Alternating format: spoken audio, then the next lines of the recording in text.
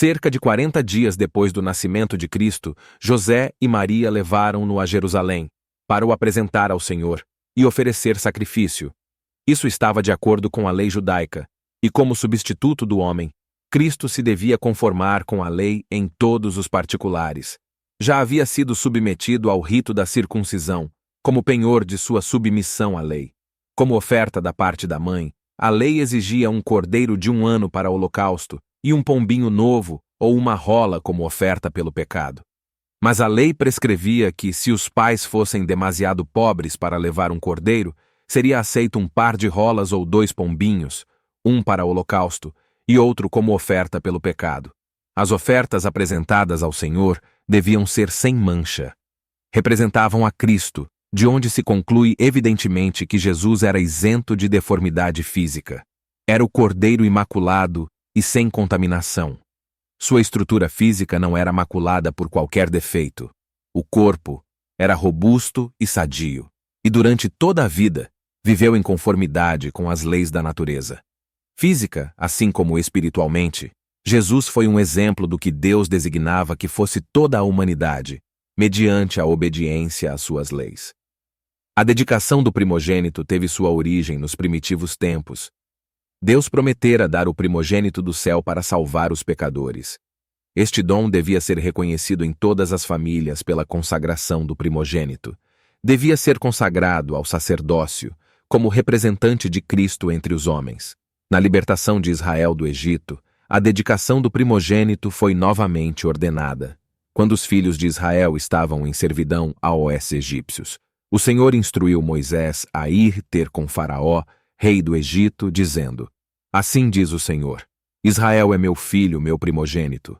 E eu te tenho dito: Deixa ir o meu filho para que me sirva. Mas tu recusaste deixá-lo ir.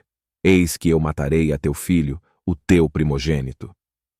Moisés entregou sua mensagem, mas a resposta do orgulhoso rei foi: Quem é o Senhor, para que eu obedeça à sua voz e deixe ir Israel?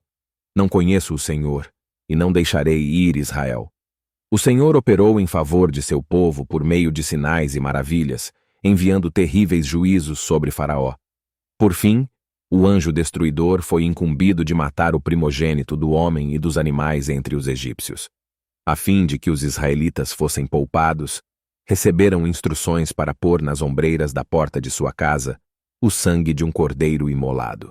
Cada casa devia ser marcada, para que, quando o anjo viesse, em sua missão de morte, passasse por sobre a dos israelitas. Depois de enviar este juízo sobre o Egito, o Senhor disse a Moisés: Santifica-me todo o primogênito, de homens e de animais, porque meu é. Desde o dia em que feri a todo o primogênito na terra do Egito, santifiquei para mim todo o primogênito em Israel, desde o homem até ao animal. Meus serão, eu sou o Senhor. Depois que o serviço do tabernáculo foi estabelecido, o Senhor escolheu a tribo de Levi em lugar do primogênito de todo o Israel, para ministrar no santuário. Entretanto, esses primogênitos deviam continuar a ser considerados como pertencendo ao Senhor, devendo ser reavidos por meio de resgate. Assim, a lei para a apresentação do primogênito se tornava particularmente significativa. Ao mesmo tempo que era uma comemoração do maravilhoso libertamento dos filhos de Israel, prefigurava um livramento maior, a ser operado pelo unigênito Filho de Deus. Como o sangue espargido nos umbrais da porta havia salvo o primogênito de Israel, assim o sangue de Cristo tem poder de salvar o mundo. Que significação, logo, se acha ligada à apresentação de Cristo? Mas o sacerdote não enxergou através do véu. Não leu o mistério além. A apresentação de crianças era cena comum. Diariamente o sacerdote recebia o dinheiro da redenção, ao serem as criancinhas apresentadas ao Senhor. Cotidianamente seguia a rotina de sua obra, prestando pouca atenção aos pais ou às crianças, a não ser que notasse qualquer indício de fortuna ou elevada posição dos primeiros. José e Maria eram pobres, e ao trazerem seu filho, o sacerdote viu unicamente um homem e uma mulher trajados à moda galileia, e no mais humilde vestuário. Nada havia em sua aparência que atraísse a atenção, e a oferta que apresentaram era a das classes mais pobres. O sacerdote fez a cerimônia de seu serviço oficial. Tomou a criança nos braços e ergueu-a perante o altar. Depois de a devolver à mãe, inscreveu o nome Jesus na lista dos primogênitos. Mal pensava ele, enquanto a criança lhe repousava nos braços, que era a majestade do céu, o Rei da Glória. Não pensou o sacerdote que essa criança era aquele de quem Moisés escrevera: O Senhor vosso Deus vos suscitará um profeta dentre vossos irmãos, semelhante a mim. A este ouvireis em tudo o que vos disser. Não pensou que essa criança era aquele cuja glória Moisés rogara ver, mas alguém maior do que Moisés se achava nos braços do sacerdote. E ao inscrever o nome do menino, inscrevia o daquele que era o fundamento de toda a dispensação judaica. Aquele nome devia ser sua sentença de morte, pois o sistema de sacrifícios e ofertas estava envelhecendo. O tipo havia quase atingido o antítipo, a sombra ao corpo. O Shequina, presença visível de Deus, se afastara do santuário, mas no menino de Belém encontrava-se velada a glória ante a qual se curvam os anjos. Essa inconsciente criancinha era a semente prometida, a quem apontava o primeiro altar, construído à porta do Éden. Este era Siló, o doador de paz. Fora ele que se declarara a Moisés como o Eu Sou. Fora ele quem, na coluna de fumo e fogo, servira de guia a Israel. Este era aquele que os videntes haviam há muito predito. Era o desejado de todas as nações, a raiz e a geração de Davi, a resplandecente estrela da manhã. O nome daquele impotente menino, inscrito nos registros de Israel, declarando-o nosso irmão, era a esperança da caída humanidade.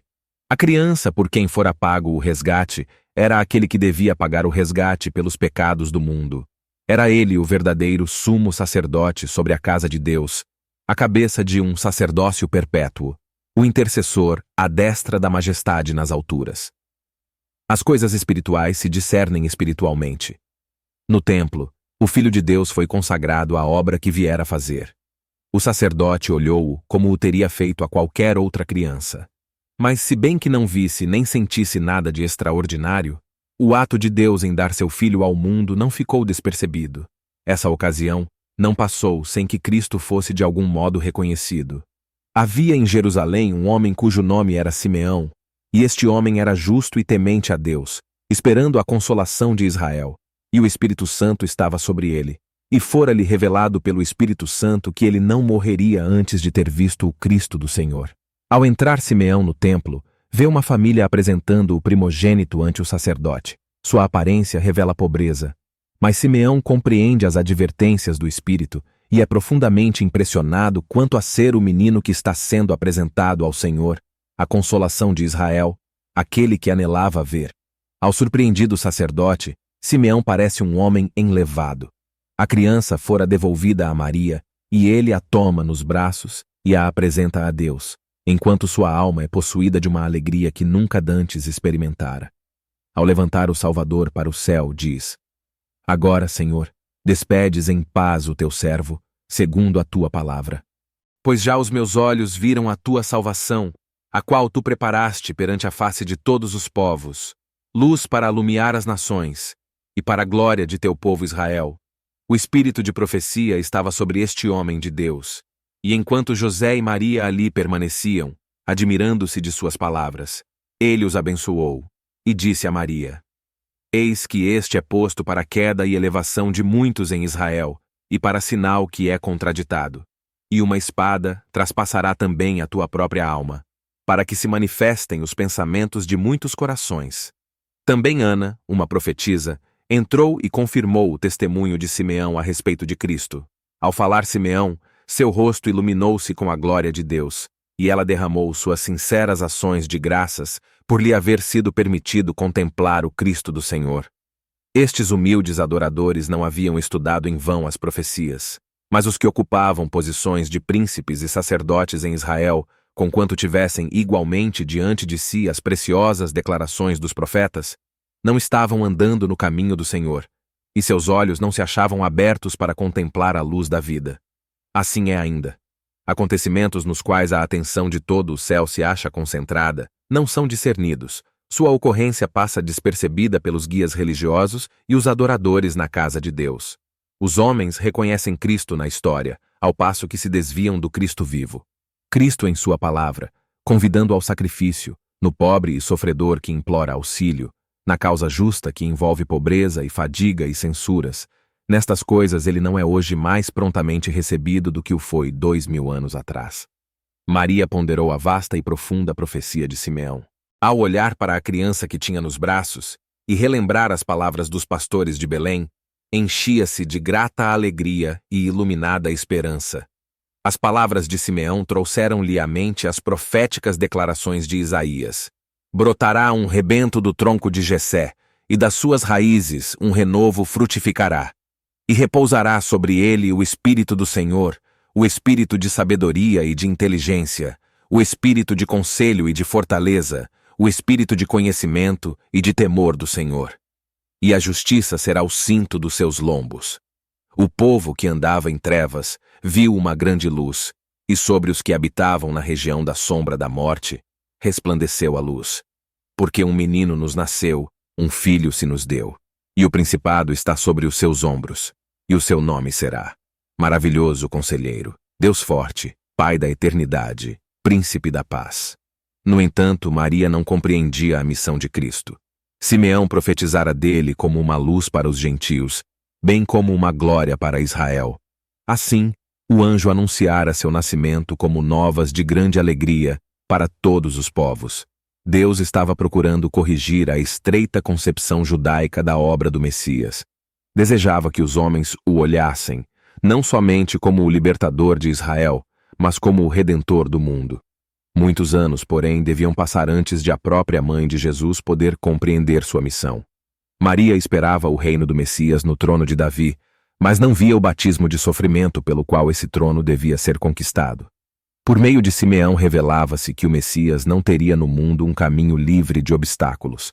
Nas palavras dirigidas a Maria, uma espada traspassará também a tua própria alma. Deus, em sua compassiva misericórdia, dá à mãe de Jesus uma indicação da angústia que já por amor dele começara a suportar. Eis que este é posto para a queda e elevação de muitos em Israel, e para sinal que é contraditado, dissera Simeão. Teriam de cair os que se quisessem erguer novamente. Precisamos cair sobre a rocha e despedaçar-nos antes de poder ser elevados em Cristo. O eu tem de ser destronado, abatido o orgulho, se queremos conhecer a glória do reino espiritual. Os judeus não queriam aceitar a honra que se obtém por meio da humilhação. Não receberam, portanto, o Redentor. Ele foi um sinal contra o qual se falaria. Para que se manifestem os pensamentos de muitos corações, a luz da vida do Salvador, o coração de todos, desde o Criador ao príncipe das trevas, é manifestado. Satanás tem representado a Deus como egoísta e opressor, como pretendendo tudo e não dando nada, como reclamando o serviço de suas criaturas para sua própria glória, e não fazendo nenhum sacrifício em favor delas. Mas o dom de Cristo revela o coração do Pai. Ele testifica que os pensamentos de Deus a nosso respeito são pensamentos de paz e não de mal. Declara que, ao passo que o ódio de Deus para com o pecado é forte como a morte, seu amor para com o pecador é ainda mais forte do que a morte. Havendo empreendido nossa redenção, não poupará coisa alguma, por cara que lhe seja, se necessário for a finalização de sua obra. Nenhuma verdade essencial à nossa salvação é retida, nenhum milagre de misericórdia negligenciado, nenhum instrumento divino deixado de ser posto em ação. Os favores amontoam-se aos favores, as dádivas acrescentam-se às dádivas. Todo o tesouro do céu se acha franqueado àqueles que ele busca salvar. Havendo coletado as riquezas do universo e aberto os recursos do infinito poder, entrega tudo nas mãos de Cristo e diz: tudo isso é para o homem. Serve-te de tudo isso para lhe provar que não há amor maior que o meu na terra e no céu. Sua maior felicidade se achará em me amar ele a mim. Na cruz do Calvário, o amor e o egoísmo encontraram-se face a face. Ali teve lugar sua suprema manifestação.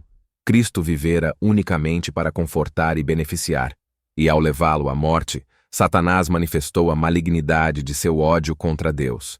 Tornou evidente que o real desígnio de sua rebelião era destronar o Senhor e destruir aquele por meio de quem o seu amor se manifestava.